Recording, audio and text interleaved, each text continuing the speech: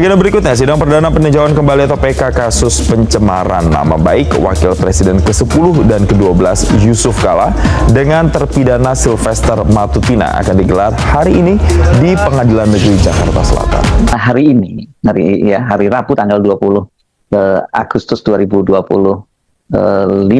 ini akan menjadi satu moment of truth gitu ya, terhadap satu lembaga yang sekarang sedang banyak disoroti oleh publik, yakni Kejaksaan Agung. Karena hari ini Sylvester Matutina, yakni terpidana kasus fitnah dan pencemaran nama baik mantan Wakil Presiden Yusuf Kala itu akan menjalani sidang peninjauan kembali yang berlangsung di Pengadilan Negeri Jakarta Selatan. Kenapa ini menurut saya jadi moment of truth? Karena ini tidak ada alasan lagi buat kejaksaan untuk tidak segera menangkap Sylvester Matutina. Ini kesempatan yang terbaik karena hari ini sebagai terpidana yang mengajukan peninjauan kembali dia harus hadir, dan saya kira ini kan tinggal dicokok saja kalau Kejaksaan Agung memang serius. Dan tapi kalau hari ini ternyata Sylvester Matutina itu ternyata dibiarkan lolos begitu saja, ya jelas sekali bahwa memang Kejaksaan ini bermain-main, dan jelas dia dikendalikan oleh kekuatan besar di luar Kejaksaan. Dan saya yakin pasti itu bukan Pak Prabowo Subianto, Presiden Republik Indonesia. Justru kalau hari ini Sylvester Matutina itu hadir di Pengadilan Negeri Jakarta Selatan dan tidak ditangkap oleh Kejaksaan, ya ini memang Kejaksaan yang ingin mempermalukan Presiden Prabowo Subianto. Karena dengan begitu orang akan menilai Prabowo Subianto hanya omong-omong saja. Buktinya lembaga seperti Kejaksaan Agung itu masih dikendalikan sepenuhnya oleh mantan Presiden Joko Widodo. Kenapa? Karena sampai sekarang ini orang tentu saja akan langsung menudingkan telunjuknya kepada Kejaksaan Agung itu masih dikendalikan oleh mantan Presiden Joko Widodo, karena agak aneh, bukan aneh, agak mengherankan ada orang seperti Sylvester Matutina yang biasa warawiri di televisi, tapi sampai sekarang tidak bisa ditangkap juga. Apalagi kalau tidak ada kekuatan besar di belakang itu. Orang seperti Menko Polhukam Mahfud MD yang menyatakan setidaknya, ini katanya gitu, setidaknya yang melindungi ya Kejaksaan. Mungkin Pak Mahfud MD ini maksudnya tentu dia sungkan kalau menyebut nama Pak Joko Widodo, karena bagaimanapun dia pernah jadi anak buahnya Pak Joko Widodo.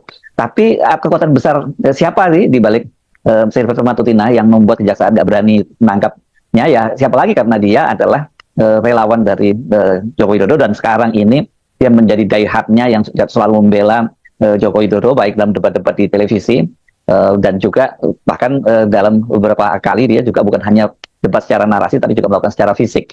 Nah, berdasarkan keterangan dari Humas Pengadilan Negeri Jakarta Selatan, memang hari ini Sylvester Matutina itu akan dijadwalkan sidang peninjauan kembalinya itu pada pukul 13. Ya. Ini coba kita lihat kronologinya ya. Ini menarik sekali. Tanggal 4 Agustus, Senin lalu, itu Sylvester Matutina kan mau dieksekusi oleh Kejaksaan Jakarta Selatan ya. Itu seperti penjelasan Anang Supriyatna, Kapus Penkum Kejaksaan Agung.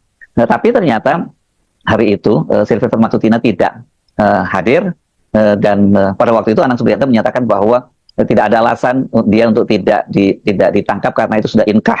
Tapi ternyata Sylvester Matutina hari itu justru malah memilih hadir di Polda Metro Jaya untuk menjadi saksi laporan dari Joko Widodo terhadap 12 orang, ada aktivis, ada jurnalis, ada juga mantan tokoh pejabat publik seperti Abraham Samad gitu ya. Itu dia milih di sana, dan setelah itu ternyata dia tidak segera menyerahkan diri ke Kejaksaan Negeri Jakarta Selatan, tapi dia kemudian malah menghilang, dan keesokan harinya itu ternyata dia sudah mendaftarkan diri untuk mengajukan peninjauan kembali. Ini peninjauan kembali kan sebenarnya ini domainnya dari Mahkamah Agung, dan yang cukup mengejutkan, tanggal 5 dia mengajukan peninjauan kembali, mendaftarkan peninjauan kembali, dan hari ini dia mulai sidang. Pada waktu itu sudah dapat kepastian, hanya 6 hari, tanggal 11, saya lupa kalau tidak salah, tanggal 11 sudah dapat kepastian bahwa sidangnya akan berlangsung hari ini.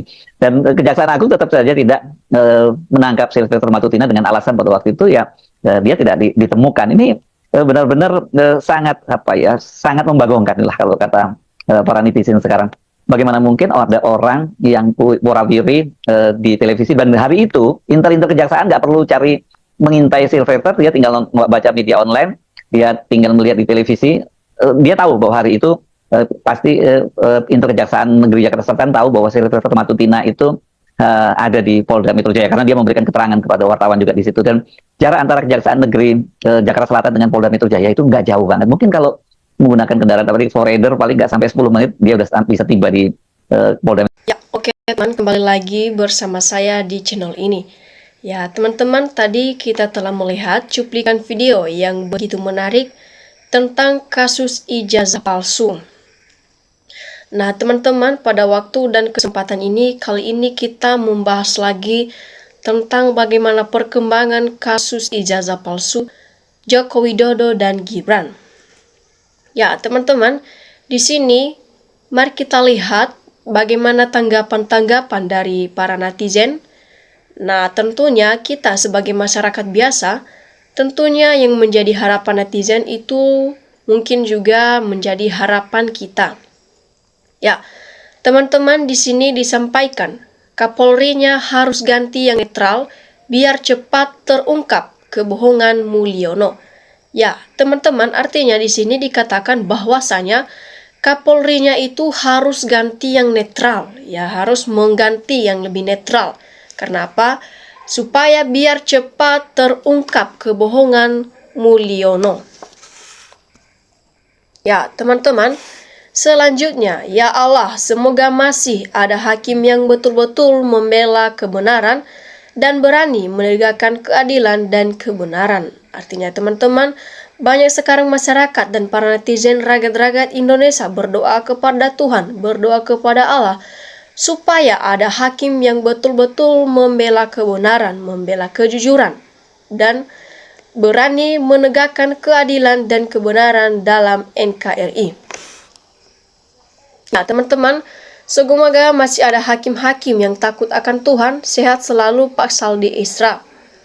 Ya, pemerintah yang tegas akan dipercaya oleh rakyat, tapi pemerintah yang bohong akan digoyang dan dari berbagai penjuru, baik dari alam maupun teman sekitarnya. Ya, teman-teman, memang benar. Pemerintah yang tegas akan dipercaya oleh rakyat, oleh masyarakat, sedangkan pemerintah yang bohong akan digoyang dari berbagai penjuru, baik dari alam maupun teman sekitarnya. Ya, teman-teman, lanjut lagi. Siapa yang sebenarnya yang membuat gaduh ini, Pak Advokat? Kalau mau boleh cepat tunjukkan si ijazahnya Jokowi. Ya, baru diteliti bersama dengan Bapak Roy Suryo Rismon dan DR Tifa, maka akan selesai. Ya, teman-teman, kasus ijazah palsu Jokowi sudah tidak perlu dibahas. Publik paham kalau memang ijazahnya itu adalah ijazah rekayasa. Nah, teman-teman, di sini para netizen beranggapan dan berpendapat bahwa ijazah palsu Jokowi itu adalah ijazah yang memang direkayasa. Jadi tidak perlu lagi untuk dibahas karena netizen beranggapan bahwa ijazah itu adalah ijazah yang direkayasa. Ya, mulai saatnya hukum tidak bisa nego atau tumpul ke atas. Nah, teman-teman, sedih dan prihatin se-NKRI atau Negara Kesatuan Republik Indonesia disibukkan dengan masalah sederhana ini, hanya buang-buang energi, uang, waktu, pikiran, material, dan moral. Apakah kata dunia? Ya, teman-teman, di sini bisa lama tidak ditunjukkan karena ijazah belum selesai dibikin.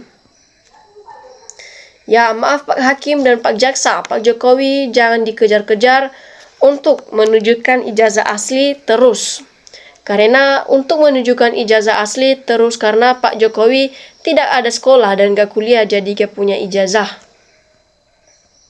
Ya, seterusnya teman-teman, ijazah dan surat tamat sekolah lain kalau ijazah tanda lulus berhasil dalam pelajaran, kalau STB hanya surat mereka tamat sekolah tapi mereka tak berhasil, mereka hanya bahwa mereka sudah selesaikan sekolahnya. Keluarga tidak kompak bergerak, semua pejabat akan merasa jadi raja. Ya teman, jangan cuma Hakim Jokowi disuruh untuk menunjukkan ijazah aslinya, tapi malaikat pun tidak akan digubris sama Jokowi karena mungkin memang ijazah asli tidak ada. Rakyat berharap dan mengharap kepada hakim yang menangani kasus ijazah Jokowi benar-benar untuk memihak kepentingan rakyat. Ya teman-teman, bukan memihak pada yang bayar. Artinya, ya kalau rakyat yang bersuara, berarti hakim harus merespon dan menimbang karena rakyat selalu menyuarakan kebenaran. Penegak hukum untuk menegakkan kebenaran, jangan sampai rakyat marah karena Hakim mengadili tapi hasilnya tidak adil, maka rakyat bersuara adili Jokowi dan masukkan Wapres Gibran. Teman-teman, hukum bila benar tidak belok-belokan. Sudah pasti hakim memerintahkan ditegas wajib ditunjukkan mana ijazahmu. Ini gak bapak gak anak licik muter-muter, tidak segera ditunjukkan. Hakim harus tegas-tegas, 2 kali dipanggil, tidak datang jemput paksa kurang 9 bulan. HRS tegas bilang hukum ingin tegak. Harus tegas bila hukum ingin tegak. Nah, tunjukkan yang asli, jangan bikin gaduh mulu. Berarti ya teman-teman, di sini Jokowi ini memang tidak punya niat baik untuk menyelesaikan kasus ini. Dia bukan seorang negarawan yang baik, tapi orang munafik, laknatlah yang ingin mempermain hukum. Teman, muter-muter terus. Ini ijazah belum ada finalnya karena ijazah palsu tetap palsu. Gibran Raka Buming Raka bukan Gibran Raka Buming Gibran. Yang tergantung peliharaan saya itu ayam, karena ayam tidak lagi bertelur. Ya teman-teman, tapi kalau disidik, disuap, bisa saja palsu dikatakan asli. Jangankan disidik, polisi, hakim, jaksa bisa disuap, tidak ingat dosa atau sumpah jabatan.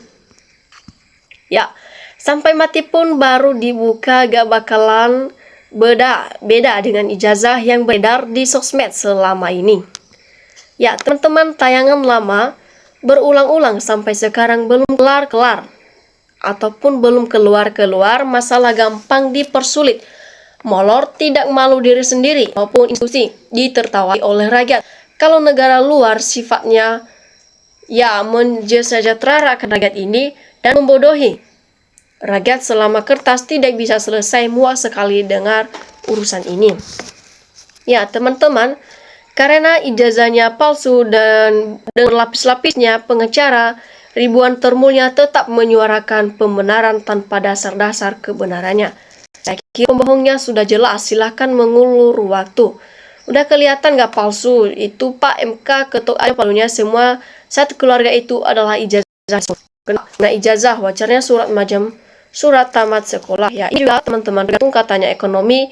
Gara-gara ijazah ini terus terang kami sama sekali tidak terganggu karena bekerja dengan lancar. Gak ada demo tuh masalah ini, kadang konyol yang advokat ini. Oke teman-teman, demikian saja cuplikan video kali ini. Ya terima kasih telah menonton dan jangan lupa untuk di subscribe. Dan sampai jumpa di video berikutnya.